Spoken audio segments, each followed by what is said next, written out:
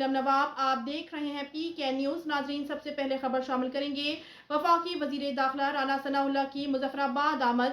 سردار طاہر محمود کی رپورٹ کے مطابق وزیر داخلہ کی زیر صدارت آزاد کشمیر میں انسداد دہشت گردی اور غیر ملکی شہریوں کی سیکیورٹی کے حوالے سے اعلیٰ سطحی کا اجلاس میں وفاقی سیکرٹری داخلہ یوسف نسیم کھوکھر، NACTA رائز طاہر، اسپیشل سیکرٹری داخلہ آزاد کشمیر سردار خالد محمود، کمشنر مظفر آباد مسعود الرحمان اور سیکیورٹی اداروں کے نمائندوں کی شرکت۔ اجلاس میں چیف سیکرٹری آزاد کشمیر محمد عثمان چاچڑ اور انسپکٹر جنرل پولیس ڈاکٹر امیر احمد شیخ نے آزاد کشمیر کے اندر سیکیورٹی صورتحال، مختلف منصوبہ جات میں کام کرنے والے غیر ملکی شہریوں کی تفصیل، آزاد کشمیر میں اسپیشل پروٹیکشن یونٹ اور ادارہ انسداد دہشت گردی کے حوالے سے تفصیلی بریفنگ دی۔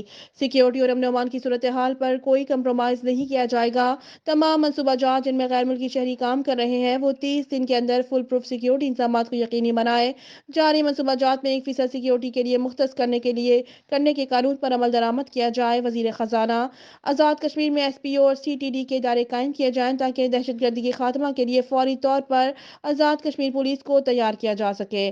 اس موقع پر فیصلہ کیا گیا کہ آزاد کشمیر کو اسپیشل پروٹیکشن یونٹ اور ادارہ انسداد دہشت گردی کے قیام کے لیے مطلوبہ فنڈز فراہم کیے جائیں گے۔ آزاد کشمیر کے اداروں کو مزید فعال بنانے کے لیے ہر ممکن امداد فراہم کریں گے۔ سیکیورٹی اداروں کی بھرتی میں مقامی افراد کو ترجیح دی جائے گی: وزیر داخلہ۔